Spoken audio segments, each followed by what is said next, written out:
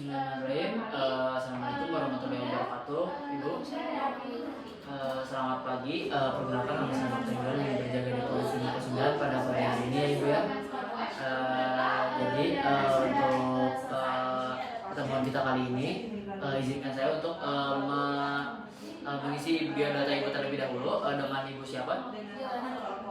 Dengan Ibu Jarena ya. Izin saya menulis ya Bu ya. Baik, untuk alamat di Jalan Sumatera, tempat tanggal ini.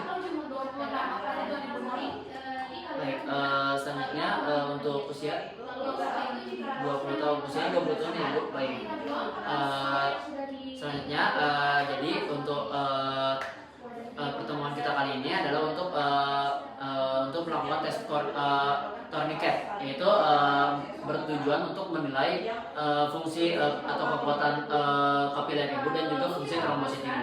Apakah ibu bersedia? Baik, sebelumnya izin saya bertanya terlebih dahulu, ibu datang ke sini dengan siapa? Adiknya laki-laki atau perempuan? Baik, jika adiknya laki-laki bisa dibawa masuk ya ibu ya. Baik, karena ada laki-laki yang sudah masuk ya ibu ya, jadi kita punya saksi. Selanjutnya untuk alat-alat yang saya pakai sendiri adalah sphygmomanometer, stetoskop, ada pen dan juga ada stopwatch. Selanjutnya ibu punten tangannya bisa disimpan di meja, relax saja ya ibu ya.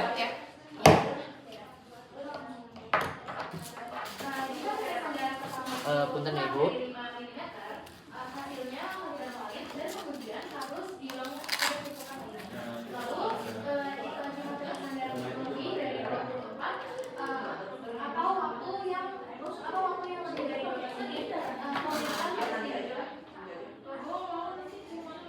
Bismillahirrahmanirrahim. Saya mulai ibu ya.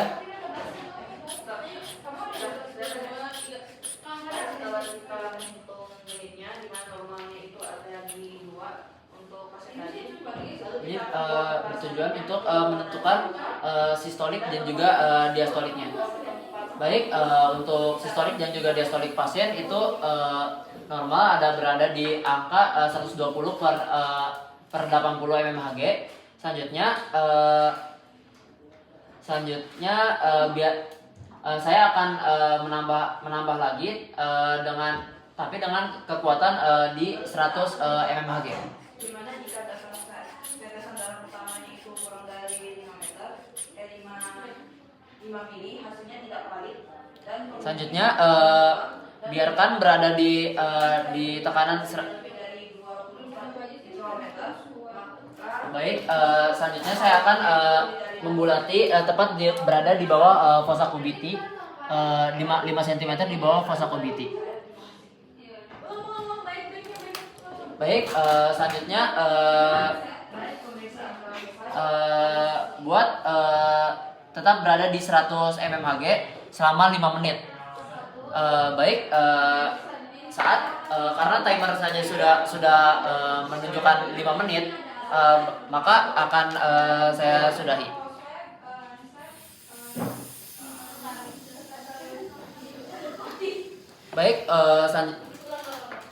Baik, selanjutnya saya akan menginterpretasikan untuk jika adanya kekuatan kapiler yang fragile atau rapuh dan juga ada fungsi trombosit yang rusak, maka di dalam lingkaran tersebut itu akan timbul lebih dari 10 peteki atau bintik-bintik merah. Jika itu tidak ada fragile atau tidak ada fungsi trombosit yang rusak, maka akan di bawah 10 atau akan di bawah 10. Baik, saya akan menceritakan dengan nama WHO. Selanjutnya saya akan menggunakan Baik, bismillahirrahmanirrahim. Assalamualaikum warahmatullahi wabarakatuh. Baik, saya sudah menceritakan dan nama WHO. Selanjutnya saya akan memakai handskell. Baik Bu, setelah melakukan pemeriksaan sebelumnya, selanjutnya saya akan melakukan pemeriksaan waktu pendarahan dengan metode DUK. Tujuannya adalah untuk mengukur lamanya pendarahan berhenti. Sebelumnya apakah Ibu setuju? Baik, setuju dong. Baik, jika Ibu setuju, saya akan memakai handphone terlebih dahulu. Selanjutnya kita akan langsung ke pemeriksaannya Ibu ya. Buat hasilnya ya Pak. Alhamdulillahirrahmanirrahim. Baik, selanjutnya setelah cuci tangan dan memakai handphone, bersihkan area pemeriksaan dengan kapas atau alcohol swab. Ini pakai iPad. Ini pakai apa gua? Bentar ya Ibu ya. Baik, selanjutnya tunggu hingga alkohol kering. Setelah alkohol kering, lalu buat tusukan dengan lancet steril dengan kedalaman kurang lebih sekitar 3-4 mm. Baik, selanjutnya waktu dihitung saat tetesan darah pertama muncul dan menggunakan stopwatch. Baik, saya akan menggunakan stopwatch. Selanjutnya saring darah setiap 30 detik sekali, tempelkan kertas saring pada tetesan darah yang terbentuk yang tanpa menyentuh bagian yang luka tusukan.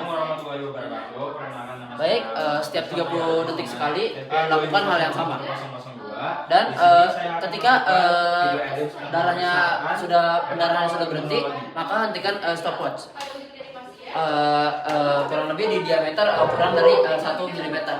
Selanjutnya waktu yang tercantum dilaporkan sebagai waktu pendarahan atau jumlah bercak darah pada kertas saring. Terus selanjutnya dikalikan 0,5 detik, 0,5 menit.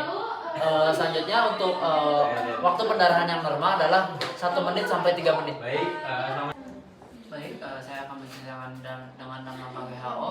Selanjutnya saya akan menggunakan handphone. Baik, bismillahirrahmanirrahim. Assalamualaikum warahmatullahi wabarakatuh. Baik, saya sudah mencuci tangan dan langkah WHO. Selanjutnya saya akan memakai handphone. Baik, setelah mencuci tangan dan memakai handphone kembali, kita akan lanjut ke pemeriksaan selanjutnya, yaitu saya akan memeriksa waktu pembekuan menggunakan slide test. Untuk alat dan bahannya sendiri itu ada handscoon yang sudah saya pakai, ada swab alkohol, lancet, stopwatch, dan juga kaca objek. Selanjutnya pemeriksaan sudah selesai ya. bentar Ibu bisa disimpan tangannya di meja pemeriksaan. Selanjutnya saya akan menggunakan handphone steril dan membersihkan tangan Ibu. Bentar ya Ibu ya. Tadi telah dilakukan. Baik, selanjutnya saya akan buat tusukan dengan menggunakan lancet steril ya Ibu ya. Nanti mungkin Ibu akan lanjut pemeriksaan selanjutnya. Baik, setelah sudah dibuat tusukan, saya akan meneteskan darah Ibu ke slide ya Ibu. Bentar Ibu ya.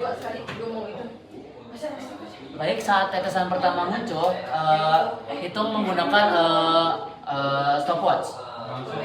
Dilanjutkan ke tetesan kedua secara terpisah dan juga tetesan ketiga.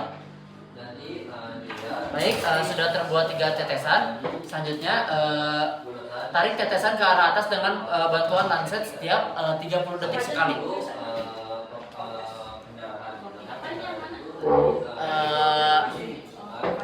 Setelah benang fibrin seperti fibrin terlihat, lanjutkan pada tetesan kedua dan ketiga. Baik, di tetesan pertama benang yang tampak seperti fibrin sudah terlihat. Saya lanjutkan ke tetesan kedua. Yang ini juga sudah terlihat, dan juga saya lanjutkan ke tetesan ketiga. Baik, stopwatch dihentikan ketika benang seperti fibrin terlihat di semua tetesan pada objek gas. Selanjutnya jika normal itu waktu dari stopwatchnya sendiri itu ada di angka 2-6 menit sekali. Jika lebih itu tandanya adanya gangguan pada saat pembekuan darah. Selanjutnya saya akan buang handscoon dan juga alat-alat ke tong sampah medis, dan juga saya akan mencuci tangan kembali. Baik, sekian dari saya. Wassalamualaikum warahmatullahi wabarakatuh.